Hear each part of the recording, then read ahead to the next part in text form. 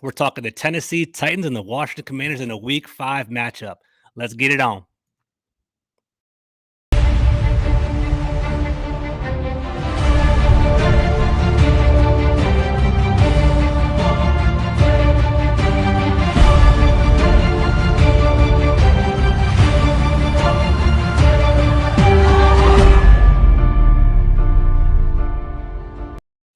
What's up, everybody? Thank you for spending your Wednesday morning with me here today. I'm joined by Tyler Rowland right here from the Locked On Titans podcast. How you doing today, sir? I'm doing fantastic, George. Thank you so much for having me on. It's an exciting football game that we have ahead of us, and I'm ready to break it down with you. 100%. So Tyler is the host of the Locked On Titans podcast, as I alluded to before. He's a former writer from the Titans Wire on USA Today, and I'm very thankful for him to join us today and kind of talk about this upcoming matchup. So, Tyler, let's get into it, man. I love talking football, and I know you do too. So, the Tennessee Titans stand at 2-2 after winning a 24-17 win over the Indianapolis Colts.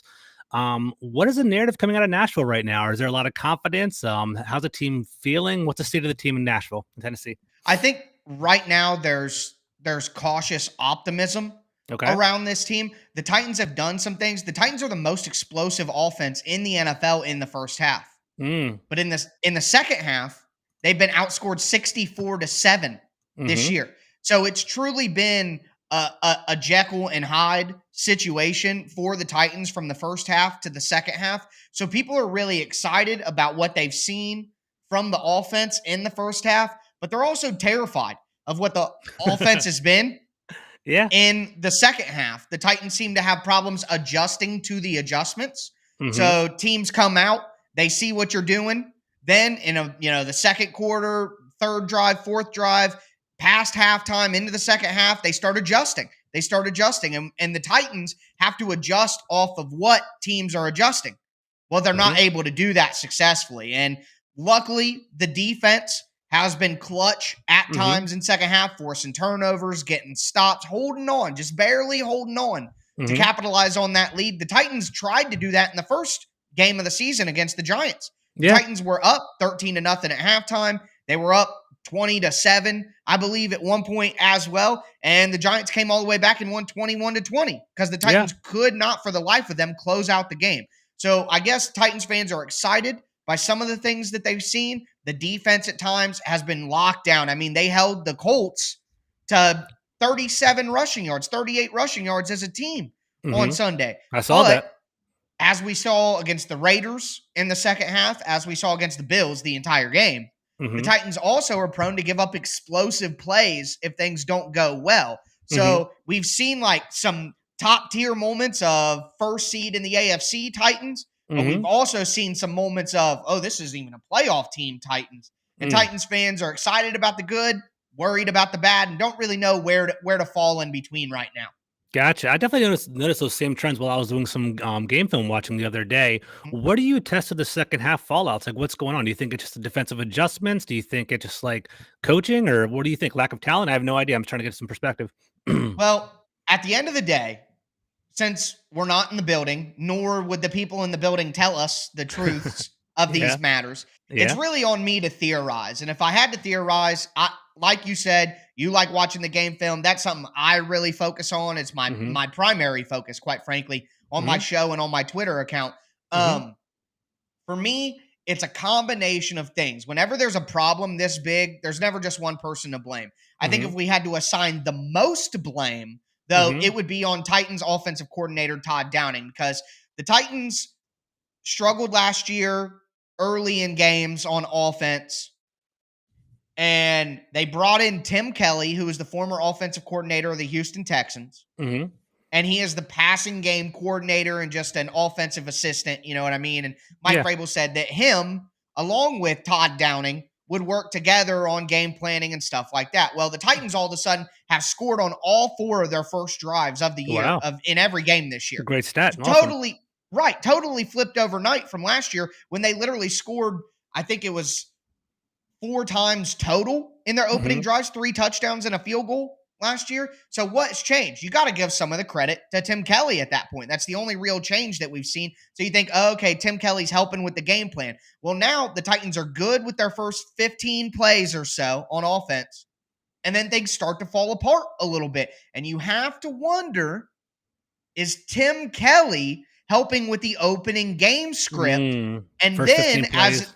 and then as it goes time to adjust to what the defense is doing, then it's all on Todd Downing, and he isn't able to make the adjustments. Now, for Titans fans, that's very convenient that the offensive coordinator we all don't like is calling the bad plays, and the guy we want to be the offensive coordinator is responsible for all the good stuff. So that in reality can't be totally true. But maybe there's some truth to it, and that's the big piece of blame pie.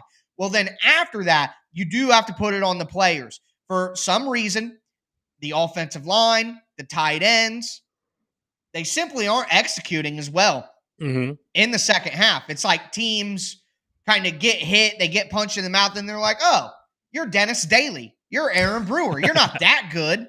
What are we doing? You know what I mean? And then they start playing better.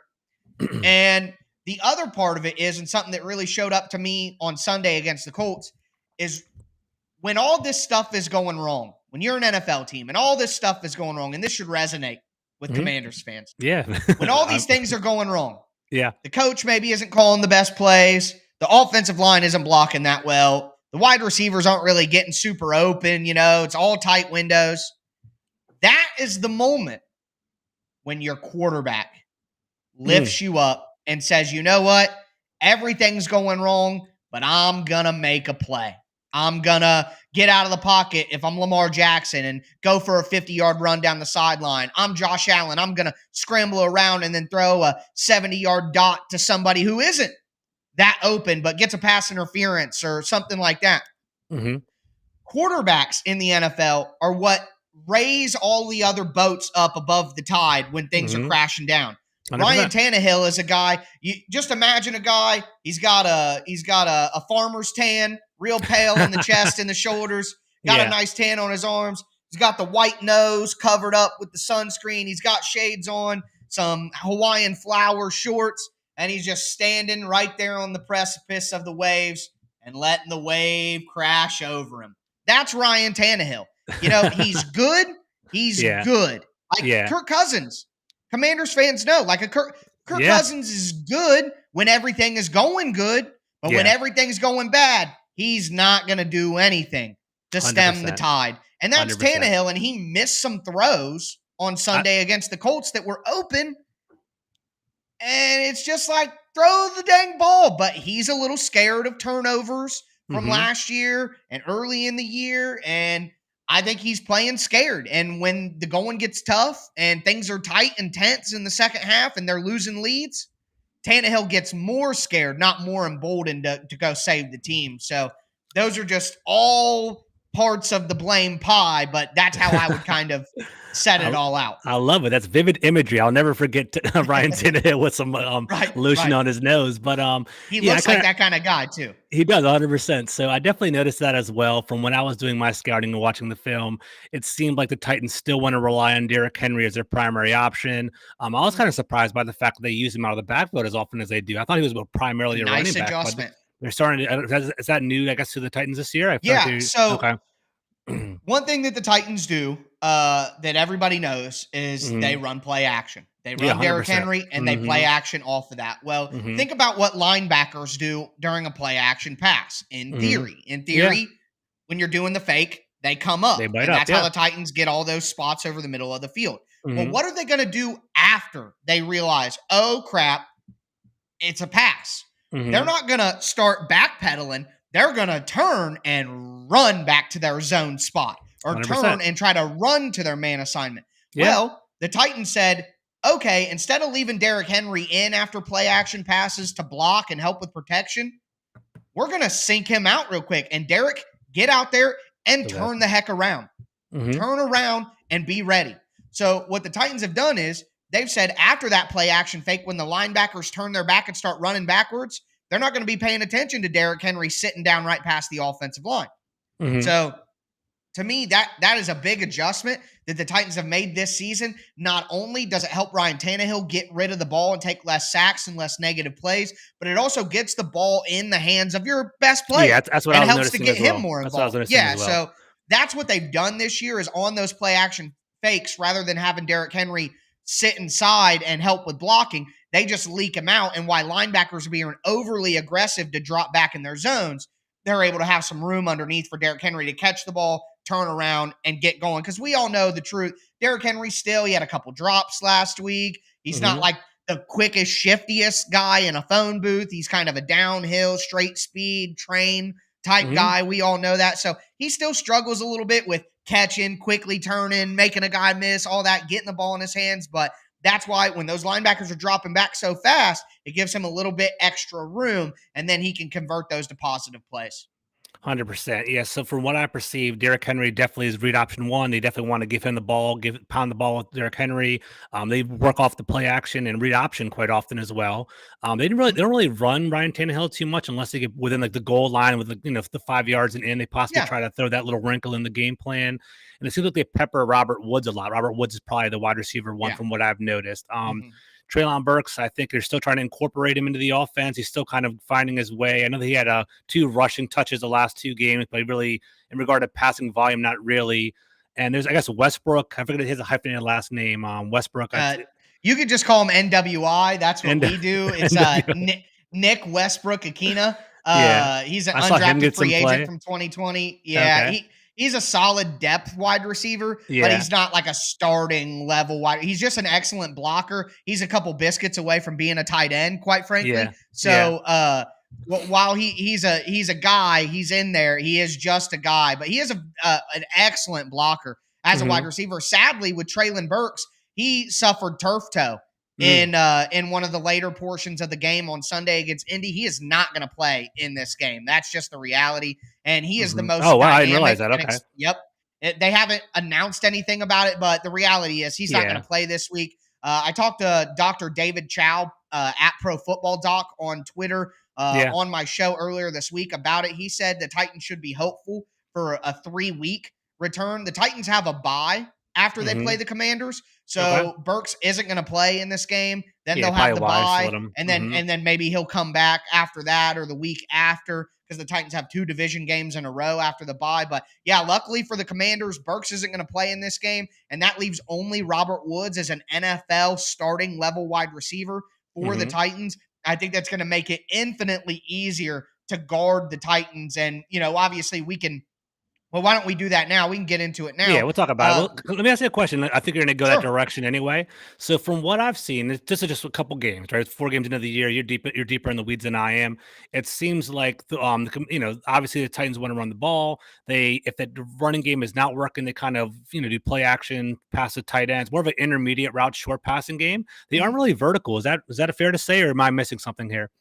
Well, I think that's true. And part of the problem with that, and you're right, that does lead us in, is the Titans don't have a lot of vertical threats. Robert Woods is not a vertical threat. Treylon Burks was the only real vertical threat that they have Josh Gordon on their practice squad. I didn't see him on the field. He's on the field, right? He doesn't really play a lot. He's on the practice squad technically, but they've elevated him a couple of times. They didn't last week, but they'll probably elevate him for this game, because the big problem the Titans have is they don't have a lot of team speed. They don't have a lot of vertical threats. Treylon Burks was the only guy on the team who really threatened you vertically. And here's the problem. We talk about what the Titans' bread and butter is. We know about the run game with Derrick Henry, and we mentioned the play action pass. If you guys have watched the Titans at all, you know that what they like to do is come out in a 2 wide receiver set with 2 wide receivers, 1 on either side. One of them runs a deep post or a go route, and the other guy runs a deep crosser, a slant, or a deep in route.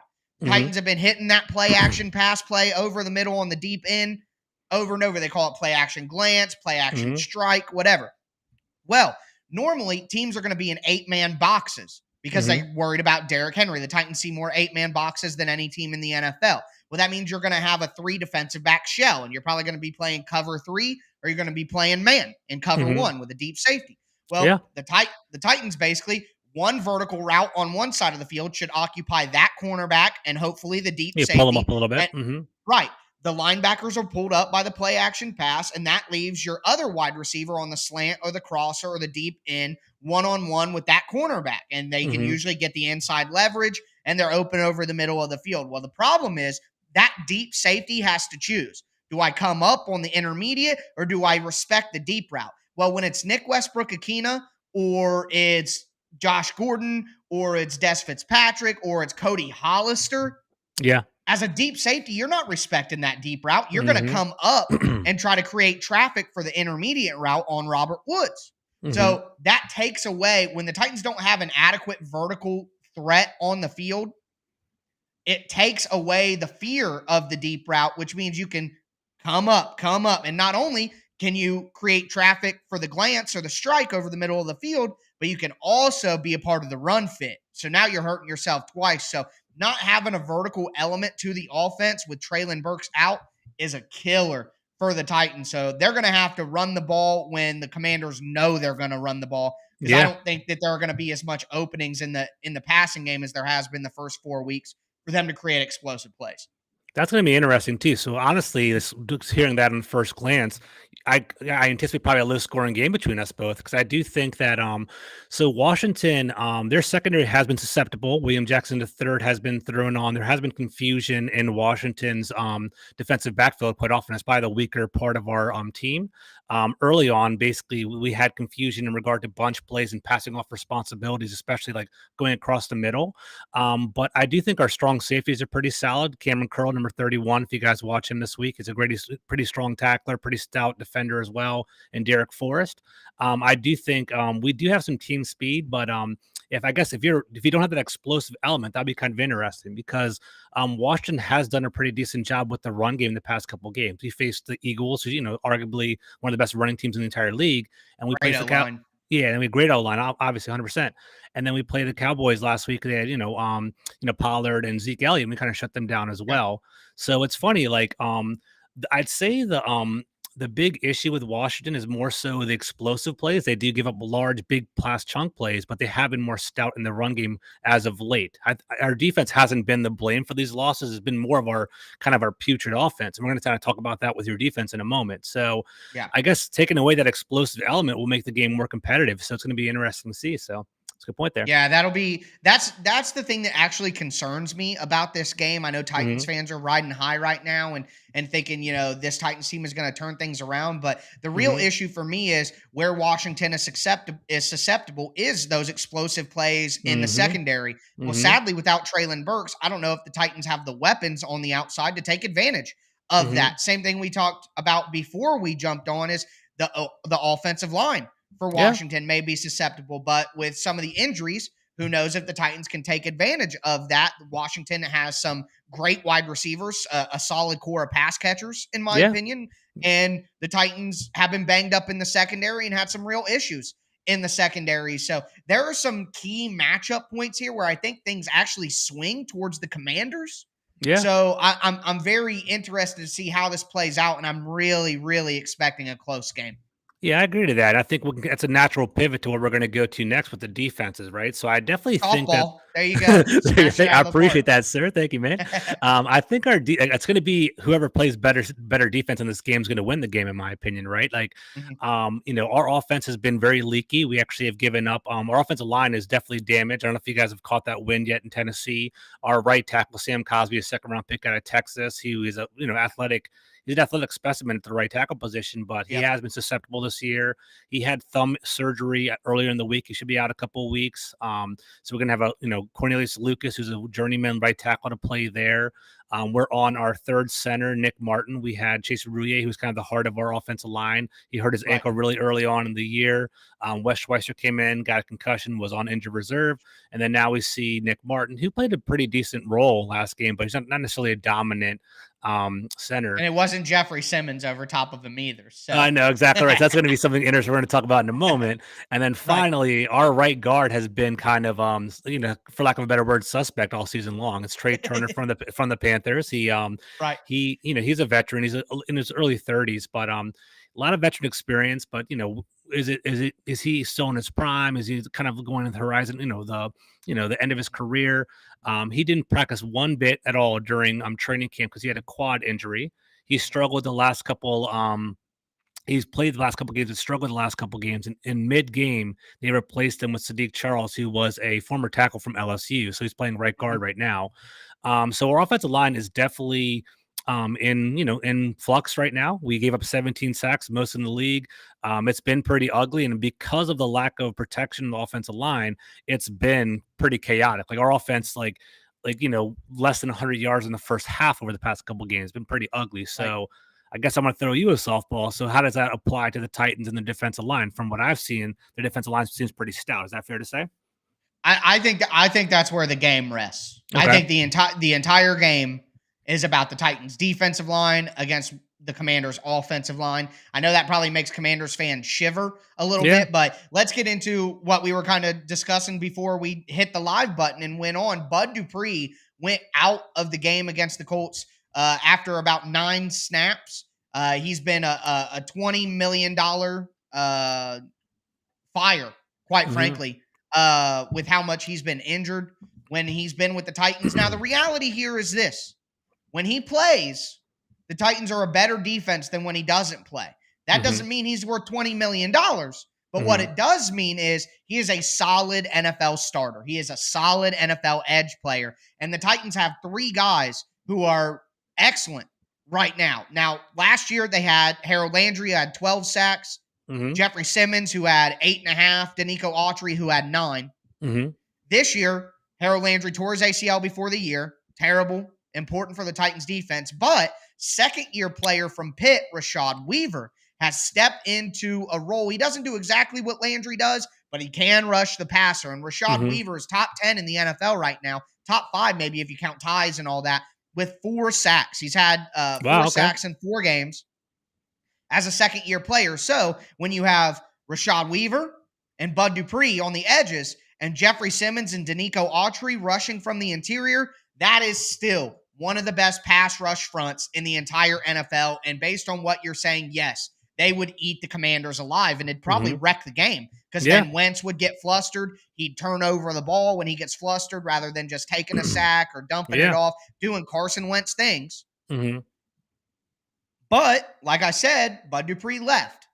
And the Titans pass rush, while still very good with Weaver and Autry, who at Autry destroyed his former team in the Colts last week. It was I saw phenomenal. that. And That's what I'm Tart writing had a my good game film as article well. about. Yeah, Tear Tart Tier Tart. is Yeah. a very good player. He's more of a run stuffing nose tackle when it's time to rush the passer. Tart usually will come off the field. If they want to go with a nose tackle rusher, it's Naquan Jones, number 90. He's Okay. also an undrafted free agent. But Tart in the run game will be incredibly important. And, obviously there are running downs that turn into passes. You don't always know if you're going to run or pass. So Tart does a good job. But if I'm the Commanders, I'm really worried about the rush package of Dupree, Autry, Simmons, and Weaver. If Dupree doesn't play, then the Titans will have to use Autry more on the edge rather than the inside, and they start have to make certain other combinations with backup players. And then if it gets to that and Dupree doesn't play,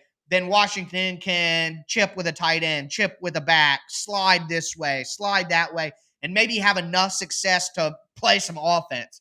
Mm-hmm. If Bud Dupree plays, though, I think that could be the game-wrecking matchup because where the Commanders can take advantage is with their pass catchers against the Titans' banged-up secondary. If Wentz doesn't have time to do that, Mm-hmm. then they're not going to be able to take advantage. If he does have time, if he has time and the Titans' pass rush doesn't destroy the game plan, I think Washington has a great chance to win because Terry McLaurin and Kurt Samuel, maybe even Daimi Brown, who I liked a lot out What's of up, North man? Carolina. Yeah, no, we'll talk about him in a Uh, second. Ivy Brown for I- sure. and Antonio Gibson out of the backfield, Logan Mm-hmm. Thomas, they can really take advantage of the Titans in the pass game if they give Wentz time to do it. So that offensive line of the Commanders versus the Titans D-line is just the most critical thing in the game. 100%. And that's going to be in my opinion, that's going to be the narrative of Washington all year long, right? So, Probably. yeah, Carson Wentz had ample time in the first game of the season. He threw for over 300 yards, had 4 touchdowns. Washington's community was like, "Oh, we finally got a quarterback. We have an established quarterback to throw the ball." I think the Detroit Lions kind of set the blueprint on how to beat Washington this year. It's just go like the Lions just balls to the walls. They basically just kind of blitz and just, have zero coverage and are attacking Right. the offensive line, and that showed that our offensive line can't receive that, and it also showed that Carson Wentz can be flustered. The Eagles and the Cowboys continued that trend. Our offensive line couldn't even throw the ball downfield. Like as a result, we basically had to do short passing plays. Like our offense of the past couple games has been one of two things, right? One of three things. You have to run the ball. You either do a short pass, like within 5 yards of the line of scrimmage, or take an occasional deep shot to Terry McLaurin. So kind of like just try to flip the field. There hasn't been enough time for the intermediate passing game, and that's kind of been a flaw. It's been like a hidden. I'm sure you guys can relate to that in Tennessee. We don't really have that. We don't really have that element to kind of attack opposing defenses. This week, we have an addition and we have a loss, right? So Jahan Dotson, who's been a great wide receiver coming out of Penn State, 4 touchdowns on the year, has been a stout route runner. He actually kind of pulled I believe his hamstring or like groin, I believe, in his last game. He's on 3 of my fantasy teams. I love there you Jahan go. Dotson. So you know how he feels, right? So he's gonna be out for a couple of games. I loved him. He's fun to watch. And honestly, he built a great rapport with Carson Wentz over training camp because Terry McLaurin was still going through his contract negotiations, and Jahan Dotson was the one receiving all the balls. So he kind of like was establishing a relationship there. But he's gone, but we're bringing back Brian Robinson. He was activated to practice today. Yep. Brian Robinson's a great running back coming out of Alabama, over 1,000 yards, 14 touchdowns, something along those lines. We like him in Washington because he doesn't dance as much as Antonio Gibson. He's more of a fall forward kind of like, get 4 yards in a cloud of dust kind of running back. So I think the thought is, in order to counteract the Titans defensive line, just pound the ball kind of at them and kind of see how it goes. But I guess my question to you, two things, right? So first question, your defensive line, I've seen two stories, right? I've seen them completely shut down Jonathan Taylor. I saw the Raiders kind of get some success against you guys. So I kind of saw that two different narratives. And then also, does Vrabel and your defensive coordinator, they like to dial up pressure on the defensive line? Or is it more like a reactive defense or like set the tone kind of defense? Well, I think what the Titans like to do is simulated pressures. It actually was one of the biggest talking points within the NFL community throughout the offseason. What the Titans will do is the Titans just want to bring 4.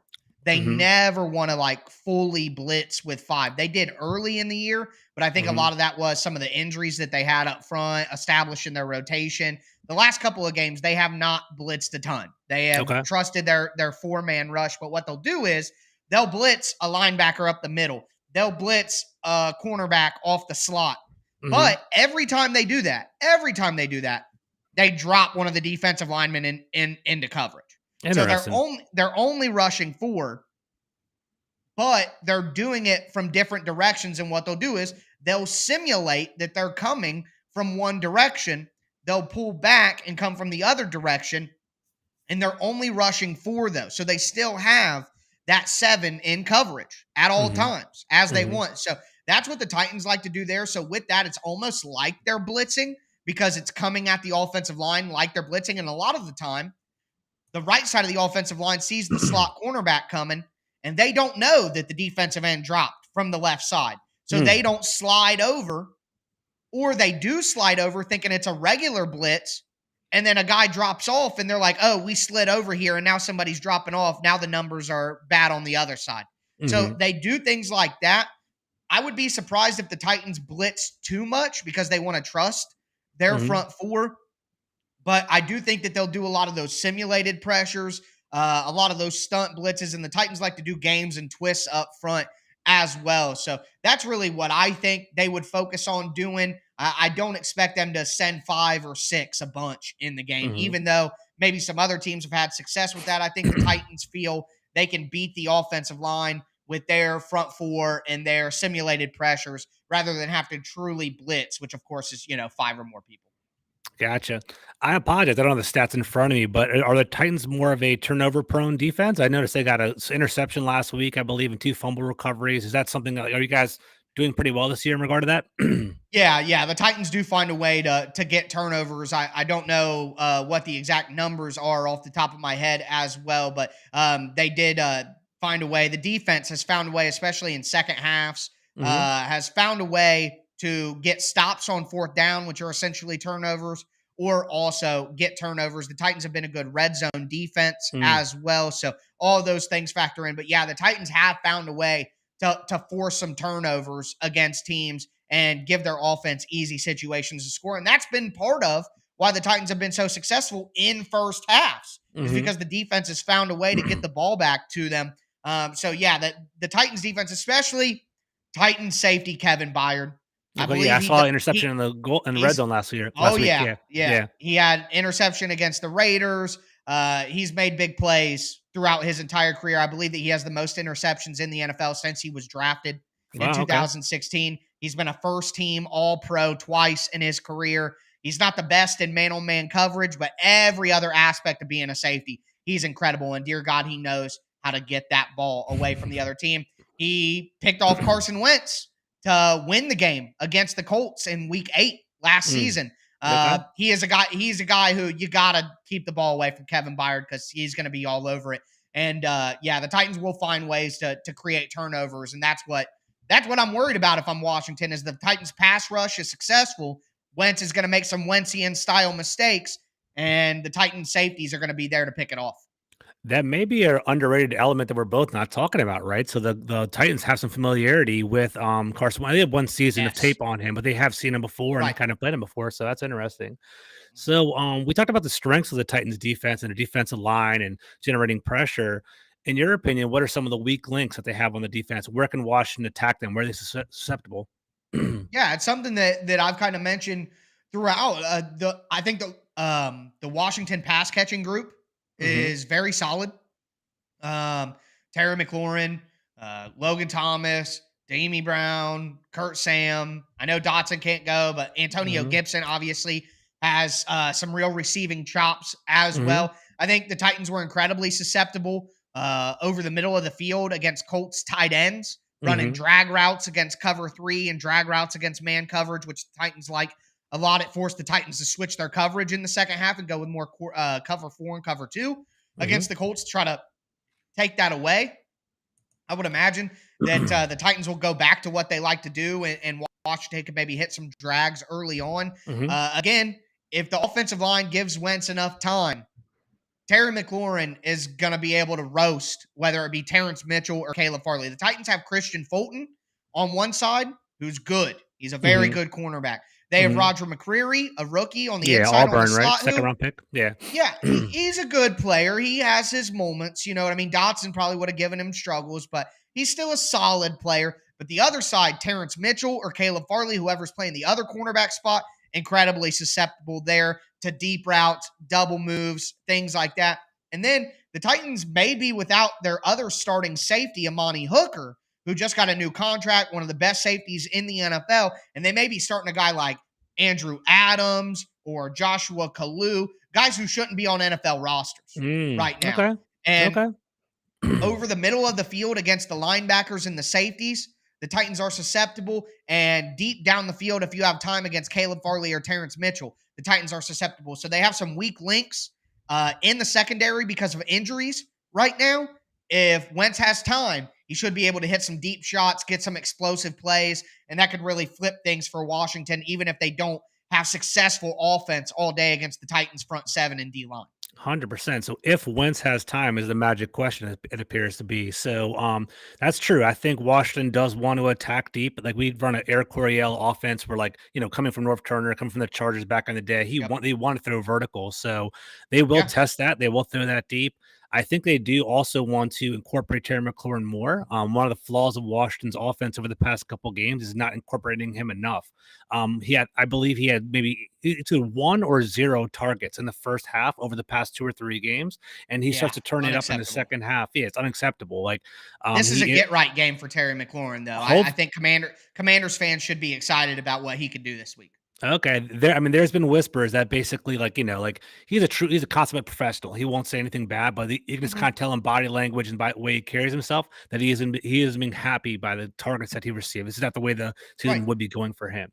In fact, Curtis Samuel has been the guy that's been most targeted on Washington throughout this, throughout the season, and they actually Right. incorporate him in the running game too. He actually has been a pretty nice little like wrinkle to add to our offense this year. So, I do think Terry McLaurin and Curtis Samuel will have to step up. We have Logan Thomas, who's a pretty solid tight end as well. He might be able to work in the middle of the field. However, he is coming back from an ACL surgery from last year, but he's been playing every single game so far, so he's healthy. But I don't know how explosive he'll be, but he's a solid pass catcher there. Before I dive into like level of confidence and outcomes of the game, do you have any questions for Washington? Do you want to hear about any of our team at all? Or you're curious about anything, or what do you feel? I mean, you've done a great job of breaking down the guys on the offensive line. My question is that defensive line, when the Yeah. Commanders played their best football in recent years, the defensive line was really at the forefront of that. What's the defensive line looking like right now without Chase Young? So we definitely miss Chase Young. In theory, he's eligible to come back because he's off that injury designation. He could come back this week, but I don't think he will. He had pretty extensive surgery where he had a patella tendon issue in addition to his ACL. So he'll probably be like another week or two, maybe more towards later October. But our defensive line has been pretty stout. Like it was a we were kind of concerned because on the national perspective, they get a lot of kudos and props, but at the same time, we wish they generated more pressure here, like locally. But in regard to the run game, they've been awesome. They've been shutting down the run game pretty great over the past couple games. Deron Payne, number 94. I don't know if he's on your radar yet. He's been fantastic. He's itching for a contract. He's basically in the last year of he's in the last year of his contract here, so he's basically angling for one. I believe he has 2 sacks, 3 pass breakups. He has a safety against the I forget what game it was. He had safety against what was it, the Cowboys or it was the Eagles, I think. Whatever. He had a safety a couple of games ago. He's actually doing very well. And Jonathan Allen is second in the league with tackles for loss with 7. So Jonathan Allen's been pretty steady too. So our interior defensive line is doing pretty well. We do lack depth. So unfortunately, let's say one of those guys gets knocked out or something that happens there, that's going to be a big issue for us.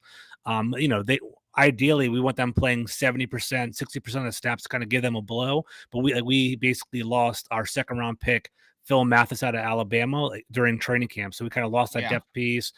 Tim Settle went to the Buffalo Bills, so we were losing some depth there. Then finally, Montez Sweat was our first round pick. We actually traded up to get him. What's up, my boy Chris? Chris is in the chat. I love this guy. He's also, what's up, Chris? Montez Sweat was a first-round selection. I think he has incredible upside as an athlete, just as competitive as Chase Young, but he is generating pressure but not getting any sacks. He has 0 sacks on the year, so it's definitely a concern for us. He basically is up for a large contract, and the debate in Washington circles is: do we re-sign Montez Sweat, a more premium position, or do we re-sign Deron Payne, who's actually having a better year? And that's kind of the debate right now. And you can't pour too much money into the defensive line. You have to be mindful of it. And then Chase Young's contract looming in a couple of years too, so you have to have some foresight on how it goes. So I think our run defense is actually pretty good. The weakness would be our pass defense. William Jackson, number 3. He was a big free agent signing from the Cincinnati to come to Washington. He is more of a press man corner, but Washington likes to deploy more zone coverage. And I think he just gets confused in regard to communication on the back end. There was one game last week when you watched the film, CeeDee Lamb basically runs down untouched and scores a touchdown because I believe Washington was running a cover 4. Basically, the cornerback drops back and then, the safety drops back as well. And he wanted to pass responsibility over to the safety, but the safety was doing another responsibility wide open. You and I could throw the touchdown. It was all good. So we'll see. So that's basically how it turned out. So like I said, our defensive line, there's some good fans in this time for a get right game in the chat. I love it. So good positivity, but boo Jay. Yeah, boo Jay. But basically, I think if trends continue, our defensive line should do a good job containing Derrick Henry. But who knows? He's one of the best running backs in the league, and then we will be susceptible to larger, deep throws. But it might be a good matchup in regard to not having explosive wide receivers, and our wide receivers are explosive. So we'll see how it all plays out. Yeah, I think there are some good matchups for the Commanders to take advantage. There are some good matchups for the Commanders to take advantage of, but there is one matchup that if the Titans win, it won't matter. So that's where it all comes down to. If one domino falls, they'll all fall. But if Washington can keep that domino up, then they'll go the other way. You know what I mean? It's all about the defensive line attacking our offensive line. I agree 100%. So that is the game. let's bring it on home. You've been an awesome guest, Tyler. I really appreciate it. So you don't have to give me score prediction. If you want to, go ahead. Feel free. I know it's kind of a tricky thing to do, but in regard to confidence going into this game, how do you feel? Do you think the Titans are going to win? Is it going to be a pretty close game? What are your perspectives? Well, I think that the Titans don't know how to play games that aren't close games unless they get blown out. And I Yeah. don't think that Washington is a good enough team to blow the Titans out. No. So I think it's going to be an incredibly close game. I think, like we've seen, the Titans are going to find a way to get up early Mhm. when they have their game plan set. And then Washington will hit some explosive plays as we move forward throughout the end of the second, into the third, blah, blah, blah, that'll make it look closer. I think I'm going to go 24-23 Titans. Okay. But if there's if Washington can have three explosive plays, they'll win the game. They can have three explosive plays, they'll win the game. But I think the Titans will find a way to limit them to 2 and then get a couple turnovers themselves. I think 24-23 Titans, with a high chance that the Commanders could still win the game. So low confidence, 24-23 is my prediction. All right. That's good to hear, I guess, from my perspective. It's going to be a close game. We'll see how that goes. If you can get over 24, the Commanders will win. If they could score more than 24 points, they'll win, because the Titans cannot score more than 24 points. They haven't scored more than 24 points, other than they scored 28 in the last week against Houston last year. They haven't scored more than 24 points in a long time. Interesting. Since then. So if the Commanders can get over 24, they'll win. I think that means 3 explosive plays that lead to 3 touchdowns. If they can get 3 touchdowns, I think they can win, but we'll see if they can or not. So you're telling me to bet the under. Okay, I got you over there. Makes sense. Yes. Okay, perfect. Yeah. We'll definitely see how that goes. I mean, to your credit, Washington has been down for majority of our games. It's unfortunate. We tend to start slow, then come back in the second half after some adjustments. Washington's offense has not been explosive by any means, and I believe it's lower 5 in DVOA, and it's just going to be a struggle for us to score. So I do believe if Carson Wentz has some offensive protection, I think he'll do pretty well. And for our sake over here, more power to you. You're a good person. I want you guys to be happy, but at the same time, it's going to be miserable if Washington falls to 1-4. It's not going to be positive here by any means at all. So we'll see how that goes. Tyler, before we wrap it up, please tell our listeners where they can find you on social media, what upcoming projects you have, and kind of plug what you have. Sure. Obviously, Monday through Friday. Usually, I do 7 episodes a week if you count my little 10-minute recaps and things like that. But that's all available on the Locked On Titans YouTube channel, Locked On Titans podcast on all platforms. You can find me on Twitter at TicTacTitans. I focus on the X's and O's. It's corny and cheesy, but hey, so am I. But I do focus a ton on the film. I do a Tic Tac Tuesday film thread where I do about 30 to 40 clips from the game. If you're a Commanders fan and the Commanders win, that might be very fun for you to go through that thread. Even if the Commanders lose, it will at minimum be educational. Outside of that, I do a film article every week for the Titans Wire on the USA Today, once a week, breaking down the coolest thing I saw on film or whatever like that. So that's all informational stuff that Commanders fans could still enjoy, even if they don't want to hear me talk about the Titans too much. So Tyler is definitely a fantastic guest. I will definitely follow you because I want to see the cut up at the end of this week. So we'll see how that goes. As you can go look at the ones I've already done if you want to get an idea of what the Titans are going to try to do too. That sounds good. That's on YouTube. That's on YouTube, Tyler. Where's that? My film stuff is on my Twitter account at TicTacTitans. Yep. Okay, I'll take a look at it. Sounds good. So, guys, as you know, I'm George Carmi. At GCarmi21 is my major handle. My secondary handle is at FPC_Commanders for Full Press Commanders. I'm host of the Full Press Commanders podcast on all audio platforms and YouTube. I also write for FullPressCoverage.com. It's going to be a great week in week 5. We'll see how this Titans and Commanders game matches up. Tyler, enjoy the game. All right, man? Yep, you as well. Thank you so much. All right, peace out, guys. Peace.